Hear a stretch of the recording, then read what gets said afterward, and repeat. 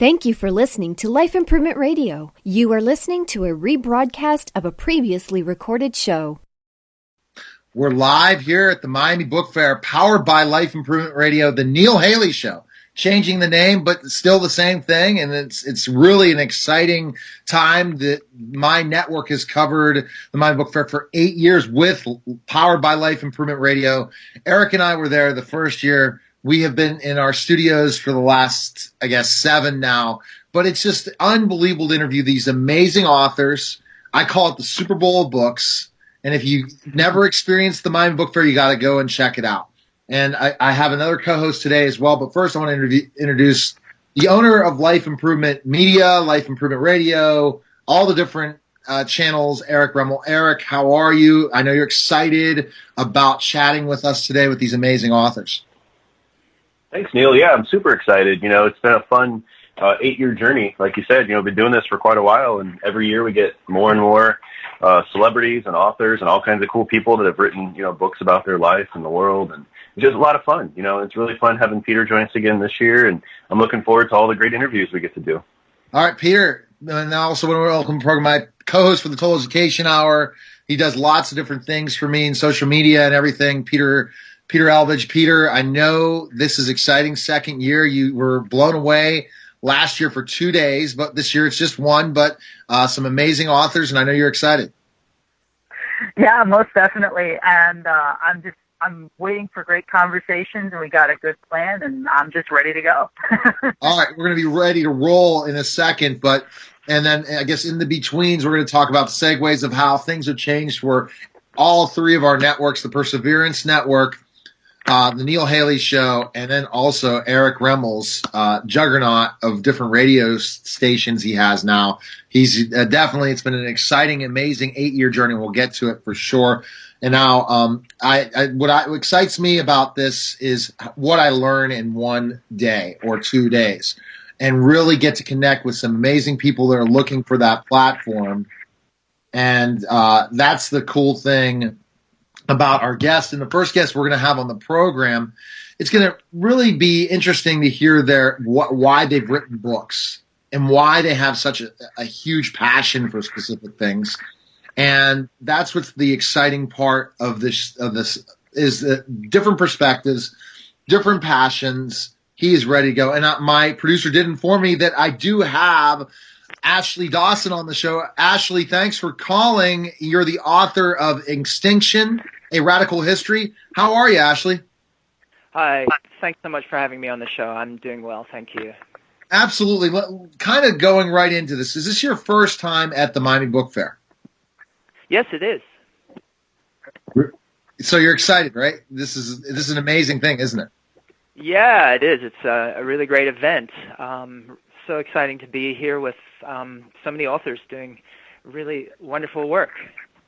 Awesome. And Eric, again, you experienced Miami, and you really liked the fact that of this event, right, Eric? And especially in seeing these authors, especially we saw how crazy it was in the green room the first year we were here, Eric, right? Oh, yeah. Yeah, it's really interesting to get to meet all the authors and talk to them. And it's kind of chaos down there. And I really got to give, props to all the authors and all of the strategic, support folks that work at the Miami Book Fair, because orchestrating an event this large every year has got to be a massive undertaking, and they make it look super simple. So I'm really glad to be here today and looking forward to talk to Ashley. And what's so interesting is you're going to be part of a panel, Ashley. I want to get to that before we get to the book. Climate change, nonfiction. So tell us, or you might have already been part of this panel. Tell us about what's going to happen in this panel. Oh, it's at 10:30 today. So tell us a little bit about the panel you're going to be on. Yeah, no, as you say, it's later this morning at 10:30. I'm on the panel with Jeff Goodell and Peter Wadhams. Jeff Goodell is a journalist. He writes for Rolling Stone, among other publications, and Peter Wadhams is a professor at University of Cambridge who works on Arctic ice. And so we're going to be talking about climate change and its social impacts. I just published a book last month called Extreme Cities, The Peril and Promise of Urban Life in the Age of Climate Change. So I'm really interested in this huge global confluence of climate change on the one hand and then urbanization, because humanity is, since about the last decade, predominantly an urban species, and more people are moving to cities all the time, and many of those cities are right in the tracks of various different forms of climate change, whether it's sea level rise or droughts. So the urban milieu is one where people are really, really pressed to survive in many cases increasingly. For instance, what happens when there's a downturn in crops because of increasingly high temperatures? People living in cities can't grow their own food mainly, and so you have the potential for real unrest and real suffering in the future. Yeah, absolutely. And Peter, you've been seeing on the news specifically a lot of times what's happening with the battle for climate change, and if there is climate change, with some of President Trump's things, right, Peter, and some of the other people out there that are still skeptics of it, Peter. So I know you have a question for us. Yeah, I've definitely seen it all. I've definitely been trying to take in my points of view and kind of my slice of it, but it's something that I'm definitely interested to learn more about. I guess my first question would be, what do you see kind of going forward with climate change? How do you see it impacting our lives, with kind of looking at climate change and kind of writing the book? Well, I think that climate change is impacting people's lives every day. We just finished a devastating hurricane season. Over 50% of people on the island of Puerto Rico still don't have power, and as a result of the very difficult conditions there, many people there are moving to Florida. And Florida had a kind of near miss with Hurricane Irma, which it impacted the state pretty significantly, but not as badly as it might have if it had directly hit Miami. So I would say that hurricanes have been affecting people immediately, and that's just in relatively wealthy parts of the world. 40 million people were displaced over the summer and early fall in South Asia, in countries like Bangladesh and India and Nepal, by very heavy rains, and tens of thousands of them died. So it's already a huge factor, and going forward, we're really looking at pretty apocalyptic scenarios. We just finished the United Nations Conference on Climate Change in Bonn, Germany, and during that conference it came out that none of the countries who committed to diminishing their emissions had done as much as they should have. Not the United States under Trump, of course, but not the European Union countries, not China, not India. And the commitments to diminish, which we're not meeting, would still have had us on a course to raise temperatures by about 3 degrees. Now, that's enough to put the bottom third of Florida underwater by 2100. And of course, it's not as if nothing's going to happen between now and 2100 when suddenly Miami will be flooded. We're going to have increasingly severe hurricanes and in much of the rest of the world more and more drought and famine potentially. So we really need to do something. And cities and states in the United States are moving forward, even though we have the Trump administration engaging in really criminal forms of climate change denial. But it's not going to be enough. So we need to make big political shifts, I think. Mm-hmm. Great point. Actually, I had a quick question about that. I'm really curious. Obviously, there's a lot of scientific fact, and I'm sure you did quite a tremendous amount of research, for this book because of, all the naysayers that are out there in today's, environment. How's the feedback been? I'm just kind of curious. Have you gotten a lot of flack from people that have read the book or written reviews or participated at all? No, I really haven't. In fact, my book was picked as one of the top 10 books of the year by Publishers Weekly. Congratulations. That's exciting. Thank you. I haven't been trolled by the extreme right, and I feel pretty fortunate about that. But, to be honest, 99% of the science supports the idea that climate change is happening. It's just a few people who tend to be very well funded by fossil fuel corporations who are saying, well, we're not exactly sure what's happening, and et cetera, et cetera, et cetera. So I don't think it's really worth paying attention to that. To me, it's more an issue of how we get people who are in office, who are on the bankrolls of these corporations that are basically pushing the planet towards oblivion, how we get them out of office, and how we put in place a really very ambitious program for a rapid transition. I mean, 80% of carbon emissions come from power generation. And so what we need to do is to have a plan for an almost sort of World War II style mobilization to shift to renewable energy. And that's going to mean really millions of jobs. And so we can solve the economic crisis that we're in because, middle class and working class people's incomes have been flatlined ever since the 1970s. And particularly since 2008, people have been suffering. So we can deal with that economic crisis and also deal with climate change together. We just need people aggressively pushing these kinds of policies. Interesting. And so, I mean, what I would say to you is that there's such fake news going out there right now, Ashley. Social media is a good thing and a bad thing in so many ways, from now attacks on people's predictions that were climate change people to the other. And that's the biggest problem, is what comes out on social media is a lot of people's public opinion. They take that news as one article of a blogger or some fake news story. Is that a concern for you as well, Ashley, to finally get the initiatives you want in place so that we can become green all over the world like in certain countries and not have to worry about some of these disasters that have happened because of climate change?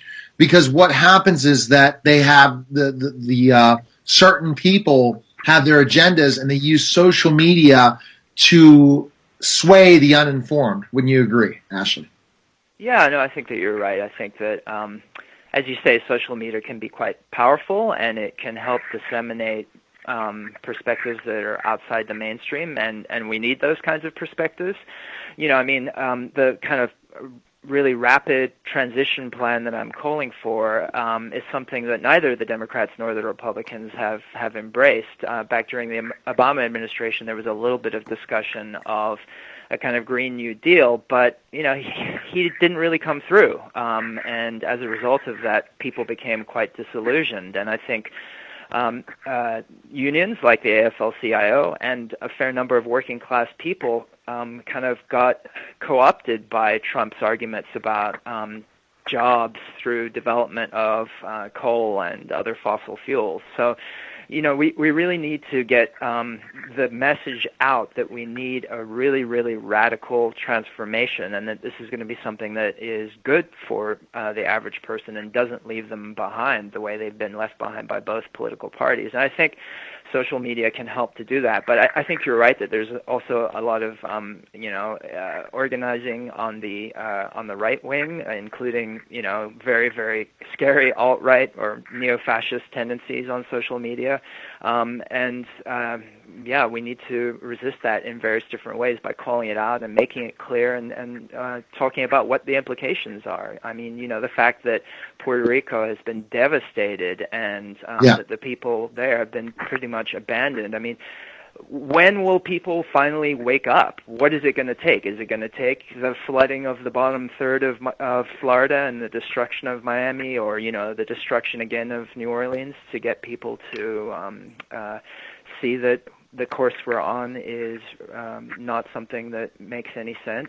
We have to keep pointing to what the science says, and I think we also have to keep trying to shift the conversation, and that means making change in a lot of different areas, not just in the media, I would say, but we need a strong movement in the union movement to get the AFL-CIO and other unions on the right page. We need to push mayors and governors to move policies even further than they have. I mean, at the recent Bonn summit, Jerry Brown, governor of California, was there. New York City former mayor Mike Bloomberg was there, and they're doing good work, but it's not enough. We need to push for more. And just to give you one concrete example, even though de Blasio, the mayor of New York, has put forward policies to force buildings to retrofit themselves in New York so they release less carbon, which is a really, really great thing. The New York City pension funds are still invested in fossil fuels. So, that's just one concrete example of how these politicians who are definitely the most progressive in the United States and are taking a really great stand in opposition to the Trump administration and all the other climate deniers, they need to be pushed further. Oh, absolutely. And I agree with you. Peter, you have another question for Ashley before we have to let him go? Go ahead. Yeah, so, I mean, because there's a lot of people like you that just want to get this out there and tell people the effects and what can be coming and what types of issues. I'm just wondering, because I always ask people this, what is kind of like your unique point, so to speak, that may change people's minds and may turn people's heads that previously hasn't been able to? I think looking around the world and seeing what's happening today and talking about what the predictions are, as I've been doing with you today, is really, really key. But beyond that, I think we have to have a positive message. It's not enough to say we need to cut carbon emissions, because for a lot of people, they hear that and they hear, well, that means we may need to cut my job, We need to have a message about how cutting carbon emissions radically is about putting in place a whole new system which is going to work much better for them. I mean, we've been bleeding jobs in this country for decades, and we have the possibility to really turn that around and to make people's lives far better and far more secure on a whole variety of different levels. And so we need to push that message, and I think that will help change the conversation. Wow. Yeah, it definitely will. So where's the best place we can purchase your book, Ashley, and learn more about you? Where can we go? My publisher is Verso. If you go to Verso Books, just Google Verso Books, you can get a copy. I think it's discounted if you buy it through them. It's probably also available through Amazon and other similar kinds of sites. Oh, well, awesome. Thanks for coming on the show, Ashley. We're going to continue in that climate change discussion more and more. And the panel will be quite intriguing. And we have a couple of the people on the that are going to be on the panel later on. We'll have Peter on as well to talk to him as well. So look forward to hearing about it, and we'll get it out to all over the place for the great things you're trying to do, Ashley, to save the planet. So thanks for calling, man. Thank you so much. Bye-bye. Right, bye-bye. You're listening to the Neil Haley Show, powered by Life Improvement Radio, live from the Miami Book Fair. And we'll be back in just a moment. Thank you for listening to Life Improvement Radio. The views expressed by show hosts or their guests are their own and shall not be construed in any way as advice from Life Improvement Radio. We make no recommendations or endorsements for radio show programs, services, or products mentioned on air or on our website. Personal perspectives expressed by the producers, writers, or editors will always be presented as such. Any rebroadcast or retransmission without the expressed written consent of Life Improvement Radio is strictly prohibited. Thanks for listening.